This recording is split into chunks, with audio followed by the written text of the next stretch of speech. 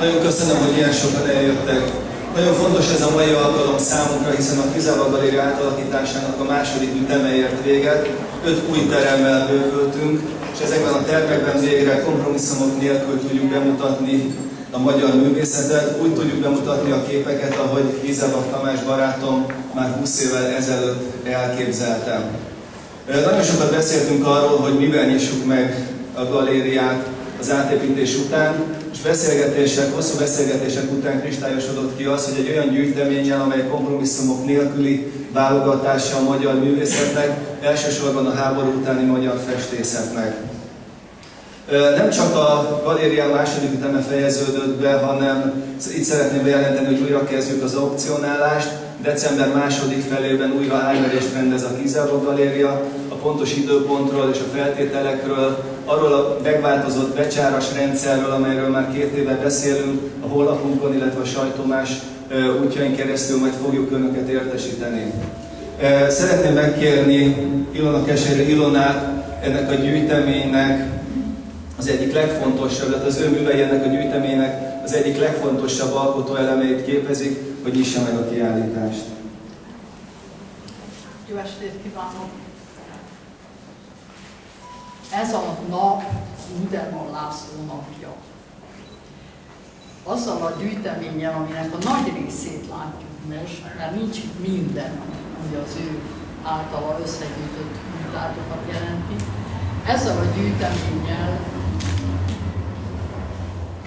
hát nem hittük volna mi, akiknek a munkái a részei ennek a gyűjteménynek, hogy egy ekkora fényt, erőt, ragyogást tud elénk tenni, vagy bemutatni számunkra, mindnyájunk számára, és tulajdonképpen érintés közelbe hozza a 20-30-40 évvel ezelőtti eseményeket. Én mikor beléptem tegnap délután az ajtón, akkor biztos ismerik ezt a dolgot, mikor az ember egy nagyon erős és éles belső ütést érez, valami nagyon fontos dolog történik vele, nem tudja abban a pillanatban esetleg, hogy mi az. Tehát megjelent itt a 60-as évek, a 70-es évek, a későbbi időszakok szellemmel valamilyen értelemben, és ez őt igazolja, és minket igazol, őt igazolja a válogatásában, és minket igazol, hogy a képekbe mit sikerült bele sűríteni azokból az áramokból, azokból a szellemi erőkből, a kornak azokból a lényegi fontosságú összetettéből, amikben éltünk a 60-as, 70-es, 80-as években.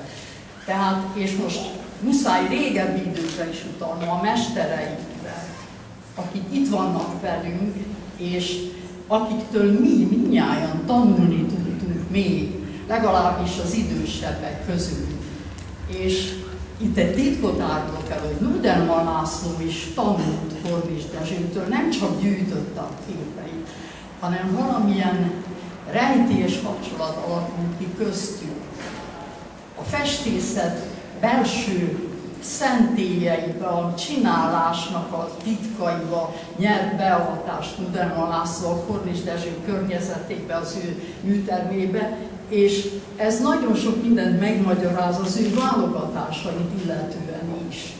Tehát ő belülről tudta megismerni azt, hogy egy mű, nem azt mondom, hogy mennyire sikeres, de az, amire az a mű törekszik, és amit talán megvalósít, talán csak megpendít, az mennyire igaz. Most ezt sajnos azt kell, hogy ez azt tudja igazán, aki maga is megpróbálta, küzdött az anyaggal. És valamit meddig eljutott azon az úton, hogy az anyag mivé képes átalakulni, hogyha egy teremtő szellemnek a kezébe kerül. Tehát itt egy nagyon különös gyűjteményt látunk, aminek a hátterében ez is egy fontos mozzanat. A másik pedig egy olyan, ez a szót sokan nem szeretik, hogy alázat. Hát mi ismerjük, mert egész életünkben az angyallal küzdünk, hogy úgy mondjam, birkózunk, és az alázat azt jelenti a művészet esetében, hogy nem én vagyok a fontos. Persze én vagyok a fontos, mert magamat akarom belepréselni abba a műbe, hogy fönnmaradjak, ugye, őrült hiúság, hogy évszázadokig fönnmaradjak, amikor már rég nem leszek. Az alázatnak nem csak ilyen vonatkozásai vannak. Tehát, hogy nem én vagyok fontos, hanem a művészet a fontos. És azon belül az, amit én csinálok. De az, hogy vannak pillanatok, amikor döntések születnek ennek jegyében, hogy nem én vagyok a fontos. És ezt hangsúlyoznám. Ez úgyis tovább megy, mert az emberiség leglényegesebb tulajdonságai közé tartozik, hogy erre képes, hogy az egyének átlépjenek önmagukon azért, hogy valamit létrehozzanak. És ennek a gyűjteménynek én úgy látom most, itt 40-50 éves időszakok vannak már a gyűjtemény egyes darabjai mögött, ami azt jelenti, hogy megmérettettek. Tehát valamilyen nagyon fontos szűrőn már, vagy tűfokán átmentek ezek a művek. És majd jön a további idő, amit önök fognak majd látni, hogy meddig, hogy maradnak fönn, mit képviselnek a következő évtizedekben ezek a műalkotások, amiket most látunk. Én nagyon boldog vagyok, és ezt kívánom. Ugye?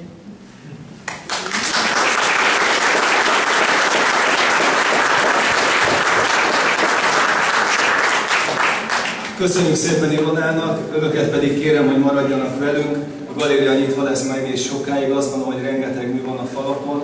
Egyébként azt is hozzá kell tenni, hogy nagyon sok minden nem fért ki, és az is elképzelhető, hogy még rendezünk a kiállításon, hogy olyan műveket is meg tudjunk mutatni, amik az első körben nem kerültek a falra. Tehát maradjanak velünk, legyenek a vendégeink, és aztán várjuk önöket a következő 3 hétben is a Kizelva galériában, hiszen eddig nyitva lesz a kiállítás. Köszönöm szépen, hogy eljöttek, jó estét kívánok!